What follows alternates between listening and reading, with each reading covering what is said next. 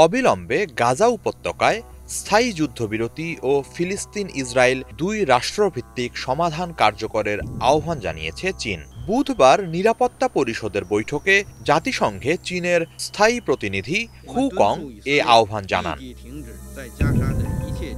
গাজার ভয়াবহ পরিস্থিতির চিত্র তুলে ধরে হু কং বলেন, চলমান বিপর্যয় এড়াতে ও যুদ্ধবিরতি কার্যকরে কোনো প্রকার কালক্ষেপণ না করে আন্তর্জাতিক সব মহলকে সর্বাত্মক চেষ্টা চালাতে হবে। আমরা এই মুহূর্তে ইসরায়েলকে হামলা ও গাজাবাসীকে সম্মিলিতভাবে শাস্তি দেওয়ার পথ থেকে সরে আসার আহ্বান জানাচ্ছি।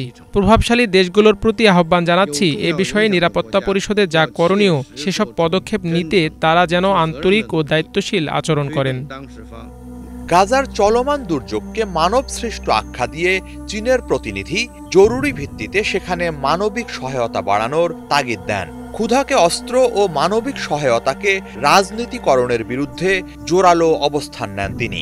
একই সঙ্গে নিরাপদে ও দ্রুততার সাথে পর্যাপ্ত ত্রাণ সরবরাহ নিশ্চিতে অবিলম্বে ইসরায়েলকে গাজার সব ক্রসিং থেকে অবরোধ তুলে নেয়ার উদাত্ত আহ্বান জানান।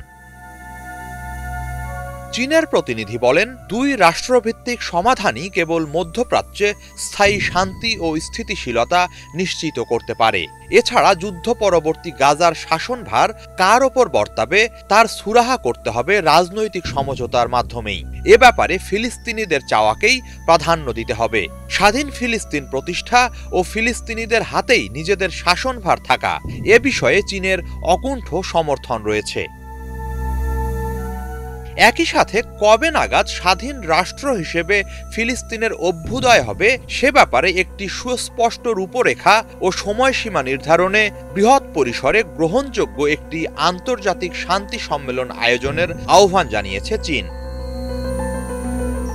মধ্যপ্রাচ্য জুড়ে সংঘাত যেন আরো ব্যাপকভাবে ছড়িয়ে না পড়ে সেজন্য বিবদমান সব পক্ষকে সংযত থাকারও আহ্বান জানায় বেইজিং। হিজল জোবায়ের, বাংলা ভিশন।